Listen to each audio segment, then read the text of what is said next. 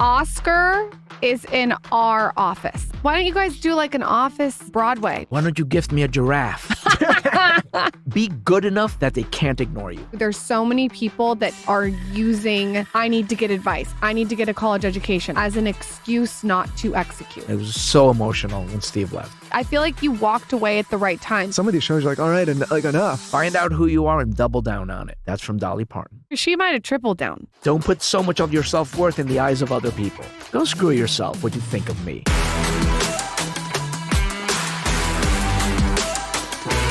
Oscar is in our office. The girls put him to work already. In our office. Isn't that kind of like a trip? It's a trip to me because when Michael first tried to start dating me, I told you this in the... Okay. I was like, I don't know about this guy. We'll see. He put on The Office for me. And I was like, wait, this guy's funny.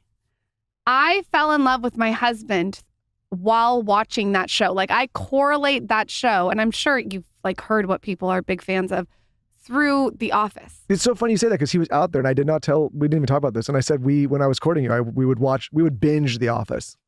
You guys, you're welcome. You're welcome. That's free. That one's free. That one's free.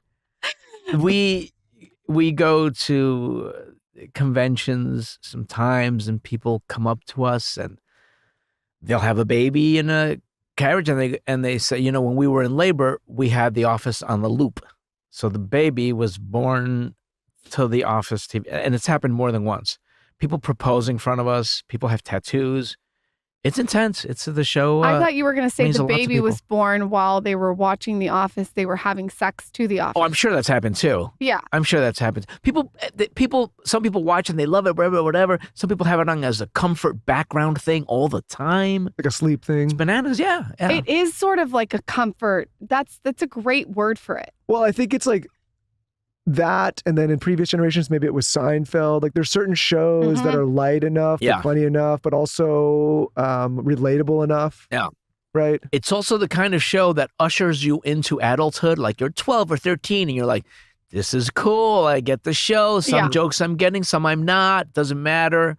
You know, it's the show. Like for me, it was Monty Python. That you're not a little kid anymore. You're not watching cartoons. You're like, I'm going to watch something funny. And you're like, oh, this show's a little risque, but my parents are letting me watch it. And, you know, it's cool. Did you always know you wanted to be an actor? Was Monty Python something that directed you to acting? I always knew I wanted to do something in comedy. Whatever it was, doesn't matter. But I knew I wanted to do something like that. And what's the first big break? Like even like something that like maybe we wouldn't even know, like something way back when you were really young.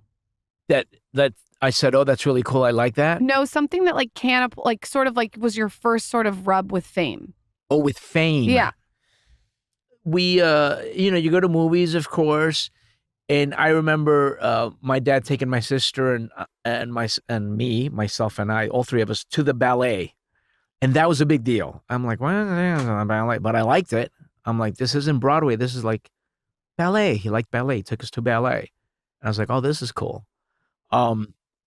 But as far as like fame, it must have been New York City, but I wasn't working with, when I started, we were doing improv in New York City and no special guest would come in. It was just a bunch of people doing theater in the Village. No one famous was with us. We were just doing it for the fun of it. That didn't happen till I came out here. So what was your first maybe show or your first break that you had?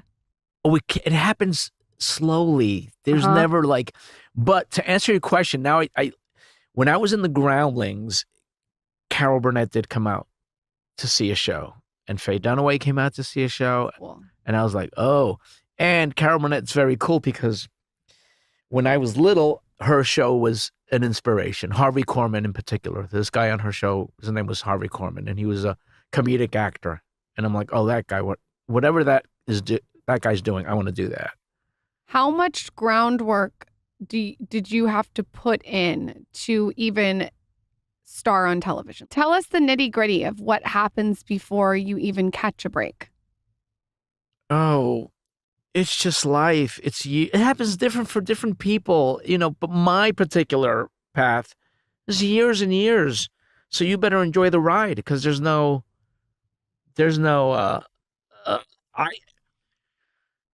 I came out here as an adult. I wasn't like, I'm 16, I'm tap dancing, and someone's gonna see me. No, I was in my 30s, full grown out here. And a lot of people say, oh, I'm gonna give myself a time limit. A lot of people do that. I'm gonna give myself 5 years. And if it doesn't happen then, and I was like, well, it's not a time thing, but I will do this. If I'm giving 100% and I'm not cracking this nut, then I better find something else.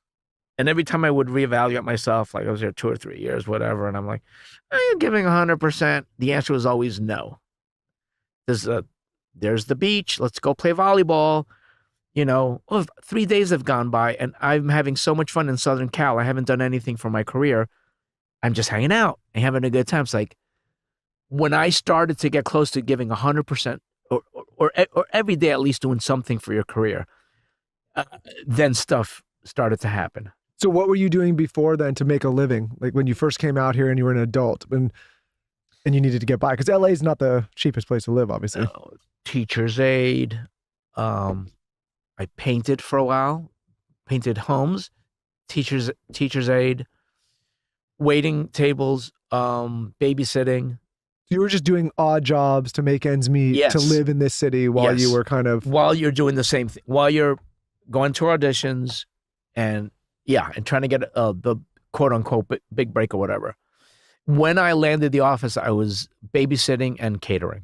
Wow. Wow. Yeah. Talk to us about that. That's cool. Yeah, it was cool. It was very cool. How did someone even find you Did then? you know it was going to be the success that it's become? No, but as soon as we started, I was like, oh, this is really good. Yeah. The day that I auditioned for the show was a really good actor's day because I had 4 auditions that day. And that's a good day. You're like, oh my God, a lot of auditions today. That's cool. And I think it was the 4th audition of the day. So by then I didn't care. So I had to go to audition because I, just was very relaxed and like, oh, just get this over with. And I got a callback and then I got 2 or 3 callbacks and then we shot the pilot. And then I met Kate Flannery, who was also waiting tables, and we kept checking in on each other, like, are you quitting your job yet? And they picked up, the show was weird. It was like, they picked up not a full season. They just picked up like 4 or 5 episodes. And I'm like, are you quitting yet? She's like, no, not yet. We don't know. And then finally they ordered the whole season. I'm like, she's like, I'm leaving my job. And I'm like, me too. And we quit our jobs at the same time. It was really cool. When you were starting that show, was there someone on there that had not broken out that you knew was like going to break out? None of us had broken out. Only Steve But it was still early for him too, a little bit, yeah? Yeah, but he was already on The Daily Show and he had done Anchorman and I'm like, oh, this guy's hilarious. Yeah. And everyone else I didn't know. But I remember seeing Rain on 6 Feet Under and I'm like, oh, that's that guy from 6 Feet Under.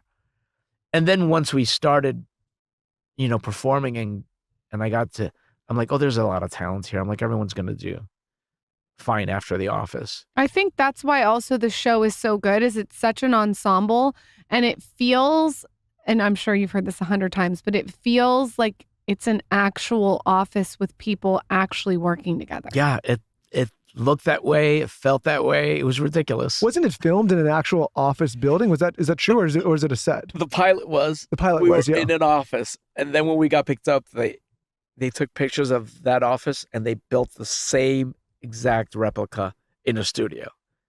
So that was fun. Where is the actual building? In Van Nuys. Oh, it's in Van Nuys. Okay. Yeah. We weren't at NBC Universal. We were in Van Nuys. Okay. Yeah. Because you filmed a lot around the building too, so I was always wondering where the location was. What's something that would shock Office fans? Like, give us some behind the scenes. It was fun. It was fun when the ladies got pregnant. Angela, what a strange statement, but it is. Because they're like, do we hide their belly? And then we had to find creative ways of, hiding their baby bumps, I guess. It was very cool, the people that wanted to go on the show and all the directors who were on the show that we got to meet. And some of them came back more than once. Jon Favreau. And Oh God, a bunch of others. That was really cool. Who are some of the people that guest starred that were major? A lot of people. I know, but I want to know Oscar's favorites. Oh my gosh. Well, towards the end, everybody wanted to be on the show, but at the beginning, it was just regular. No one was famous. You know who we had on? We had on Amy Ryan and Amy Adams. That's cool. Yeah.